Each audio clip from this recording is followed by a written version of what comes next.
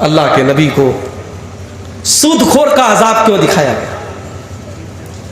मेराज के सफर में सूदखोर का अजाब दिखा करके नबी अकरम की उम्मत को यह सबक दिया गया कि देखो इतना बड़ा अजाब हो रहा है सूद खाने वाले को, कहीं ये बुराई तुम्हारे अंदर न पनपने लगे, ये बुराई तुम्हारे अंदर न पैदा हो जाए। हलाल कमाई के बहुत सारे रास्ते अल्लाह ने बनाए, तुम हलाल कमाई को छोड़ के हराम खोरी न करने लगना, तुम सूद न खाने लगना, तुम ब्याज न खाने लगना। मगर अफसोस की बात है आज मुसलमानों में एक बड़ी तादाद में सूद खाया जा रहा है, ब्याज खाया जा रहा है, ब्याज पर पैसा लिया जा रहा है, ब्याज पर पैसा दिया जा रहा है, उसको तरह तरह के नाम दिए जा रहे हैं, उसको तरह तरह के बहाने किए जा रहे हैं। याद रखो मेरे भाई, नाम बदल देने से, टाइटल बदल जाने से ब्याज के बजाय कुछ और नहीं हो जाएगा। जो ब्याज है वो ब्याज ही रहेगा, जो सूद है वो सूद ही रहेगा, वो हलाल नहीं हो सकता। पेशाब का नाम हम अगर साफ पानी रख दें, मिनरल वाटर रख दें, तो पेशाब मिनरल वाटर तो नहीं हो जाएगा, पेशाब पेशाब ही रहेगा, मिनरल वाटर रहेगा। हलाल हलाल है, हराम हराम है। अफसोस की बात है आज ब्याज मुसलमान खा रहा है और अपने बच्चों को हराम कमाई खिला रहा है। अल्लाह के वास्ते अपने बच्चों पर तरस खाओ, अपने बच्चों को हराम कमाई मत खिलाओ मेरे भाइयों। आज तो खिला लोगे, अपनी आने वाली नस्लों को तुम बर्बाद कर रहे हो, अपने बच्चों को हराम खिला करके उनकी जिंदगी तुम बर्बाद कर रहे हो। फिर अल्लाह के नबी कहते हैं मुझे 3 तोहफे दिए गए,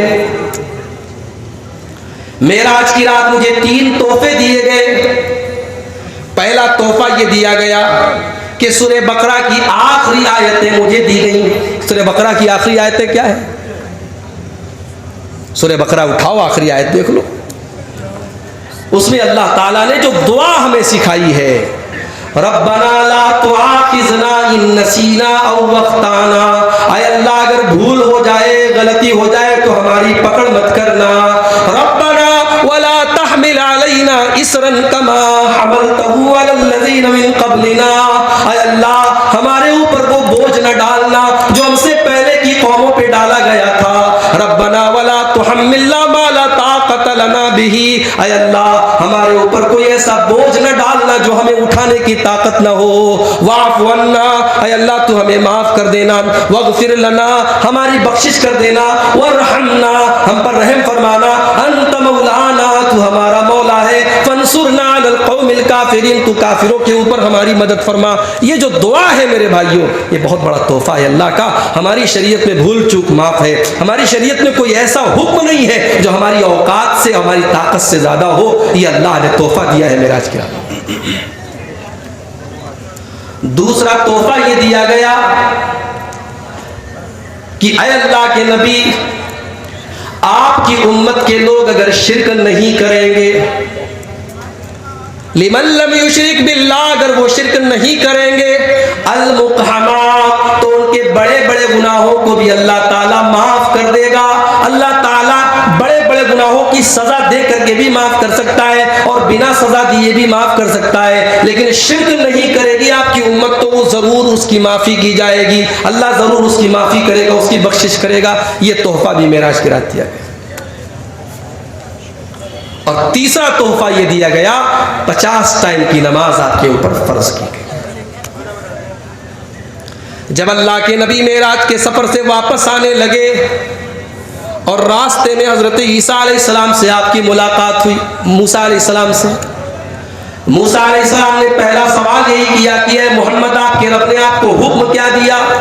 कहा कि 50 टाइम की नमाजों का हुक्म मुझे मिला। कहा अरे ये क्या कर रहे हैं आप? आपकी उम्मत नहीं पढ़ पाएगी 50 टाइम की नमाज। मैंने बहुत आजमाया है, बनी इस्राइल को बहुत तजर्बा किया है, लोग 50 टाइम की नमाज नहीं पढ़ पाएंगे। आप जाइए अपने रब के पास और कहिए इसमें कमी की जाए। अल्लाह अकबर। हमारा नबी हमारे लिए अल्लाह के पास कमी कराने के लिए गया।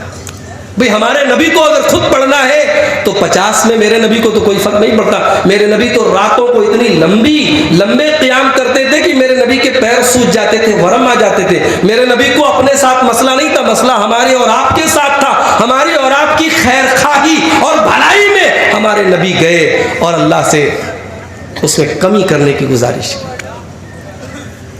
50 से 40 की गई, फिर वापस आए, मूसा अलैहिस्सलाम ने कहा ये भी ज्यादा है, नहीं पढ़ पाएगी, 40 में भी कमी कराइए। 40 से 30 की गई, 30 से 20 की गई, 20 से 10 की गई, 10 से 5 की गई।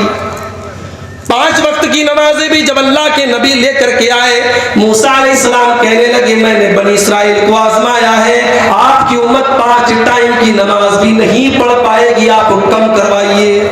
नबी अकरम ने फरमाया नहीं, अब मुझे शर्म आ रही है, अब इससे कम मैं नहीं करवाऊंगा।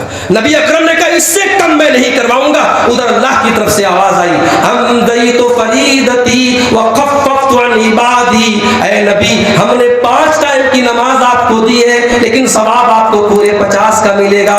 मैंने अपना हुक्म भी दे दिया और अपने बंदों के ऊपर आसानी भी कर दी। मगर मूसा अलैहिस्सलाम की बात तो सही निकली ना, 5 टाइम की भी कहां पढ़ पा रहे हम लोग। जलसे में हजारों आते हैं, मस्जिद में 10-20 आते हैं। दुनिया के कामों में हम इतने मगन हैं कि हमें हय्या अला सलाह की कोई चिंता नहीं, कोई फिक्र नहीं। लॉकडाउन हो सकता है आपके गांव देहात में उसका असर उतना न रहा हो। हमने तो बनारस में ईद की नमाज घर में पढ़ी, बकरीद की नमाज घर में पढ़ी, तरावी की नमाज घर में पढ़ी। 5 लोगों की इजाजत थी मस्जिद में, 5 लोग नमाज पढ़ते थे, बाकी लोग अजान की आवाज सुन रहे हैं लेकिन घर में नमाज पढ़ रहे हैं। दिल में एक दर्द पैदा हुआ है, अल्लाह अल्लाह ये दिन कब तक हम देखेंगे, तेरे घर के दरवाजे कब तक बंद रहेंगे अल्लाह। लॉकडाउन खत्म हो गया, मस्जिदें खुल गई, लेकिन हमारे दिलों की सख्ती में कोई कमी नहीं आई मेरे भाई। आज भी मस्जिदें तरस रही हैं नमाजियों के लिए। हम इतने गए गुजरे हैं कि 24 घंटे में 5 बार अपने रब के आगे सर झुकाने की भी हमें फुर्सत नहीं है। और हम दावा करते हैं, बड़े बड़े दावे करते हैं, हमें नबी से मोहब्बत है। झूठा है हमारा दावा। अगर नबी से मोहब्बत होती तो नमाज से भी मोहब्बत होती। नमाज वो इबादत है जो आसमान पर फर्ज हुई, रोजा जमीन पर, ज़कात जमीन पर, हज जमीन पर, सारी इबादतें जमीन पर फर्ज हुई। नमाज इकलौती इबादत है जो आसमान पर फर्ज हुई। रोजा जिब्रील लेकर के आए, ज़कात जिब्रील लेकर के आए, हज का हुक्म जिब्रील लेकर